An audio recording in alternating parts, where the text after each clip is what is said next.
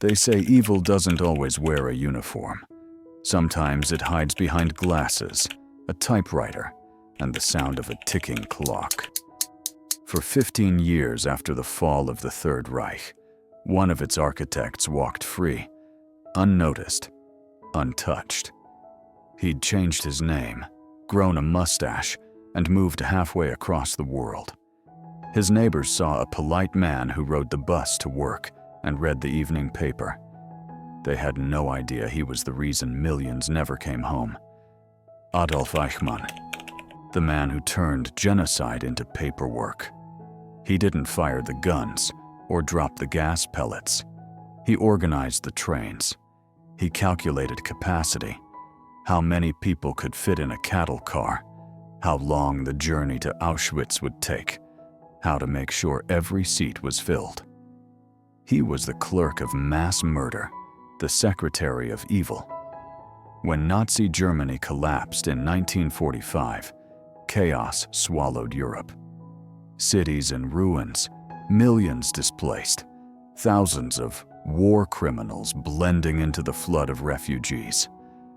Eichmann vanished among them, captured once by the Allies, released because no one recognized the quiet man in front of them.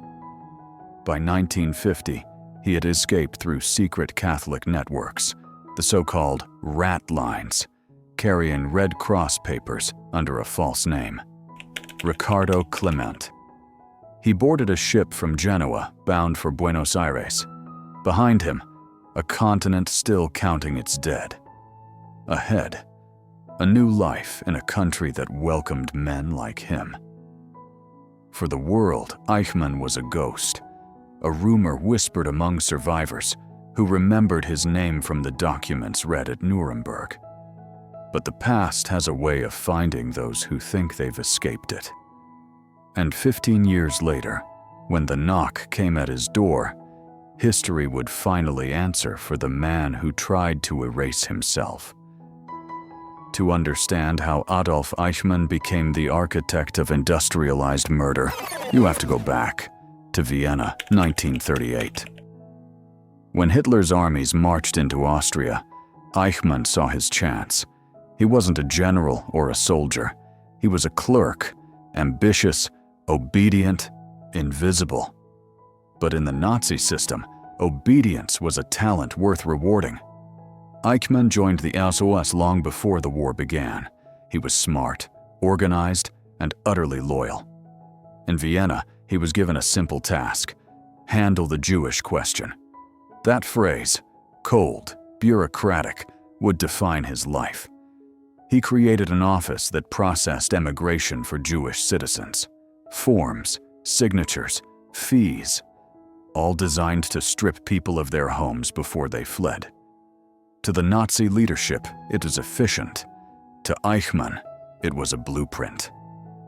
By 1941, he was running Section 4B4 of the Reich Security Main Office in Berlin, Jewish affairs. His mission had changed. It was no longer about pushing Jews out of Germany. It was about removing them from the earth.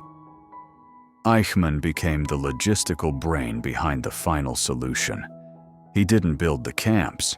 He made sure they were filled. He coordinated train schedules with the Ministry of Transport. He calculated how many cattle cars were needed to move a city's population.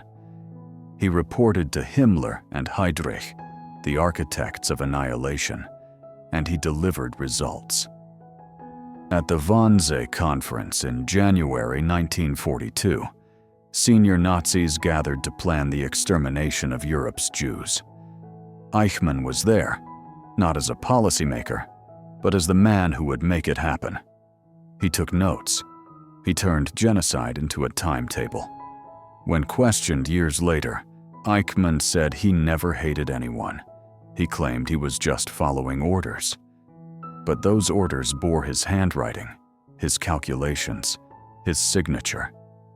He made the trains run on time, and those trains ran straight into hell. He once said he would leap laughing into the grave, knowing he had done his duty. It was loyalty without conscience, a kind of evil that doesn't shout. It stamps, files, and organizes. When the war ended, Eichmann knew what was coming. Nuremberg had already begun, and the world was learning names. Himmler, Göring, Höss, Eichmann. He was on every list the Allies compiled. So he ran. In 1945, he fled Berlin using fake papers under the name Otto Henninger. For years, he drifted through Germany, hiding on farms, working as a lumberjack. He kept his head down and his voice low. Even when the Americans arrested him once, he slipped away. The interrogators had no idea who he really was. By 1950, Eichmann reached the Italian port city of Genoa. There, through a secret Catholic network known as the Rat Lines, he obtained a Red Cross passport under the name Riccardo Clement. He boarded a ship bound for Buenos Aires, Argentina, a country ruled by President Juan Perón, who welcomed former Nazis as useful refugees. In South America, Eichmann built a new life. He found a job at a Mercedes-Benz factory. He lived in a modest house on the outskirts of the city. He raised his sons. On Sundays, he read the newspaper and took walks. To his neighbors, he was unremarkable, polite, punctual, dull, but survivors of the Holocaust never forgot his name, and neither did Israel.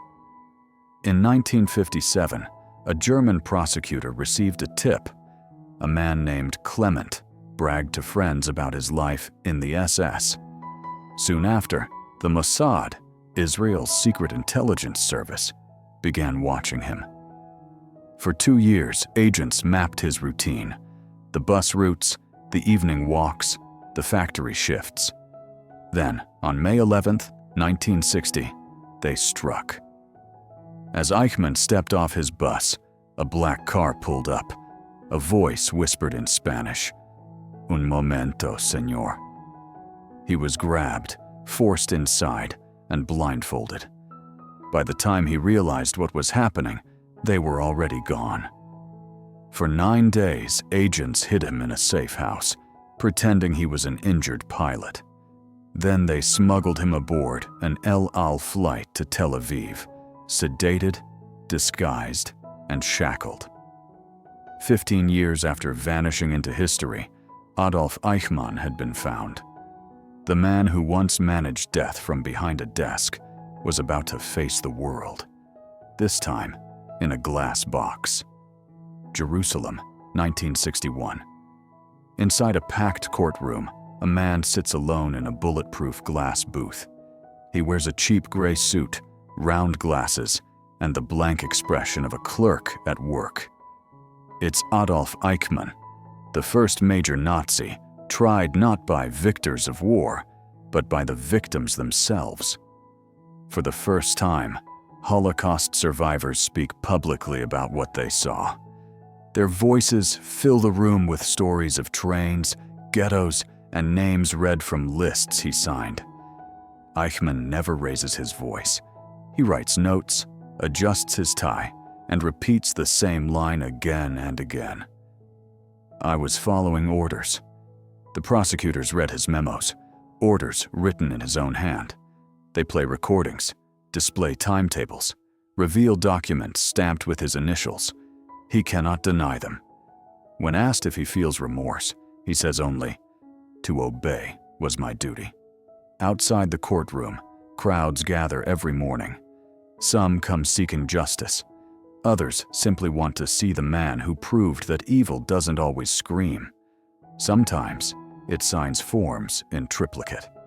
On December 15, 1961, Adolf Eichmann was found guilty on all counts: crimes against humanity, war crimes, and membership in a criminal organization.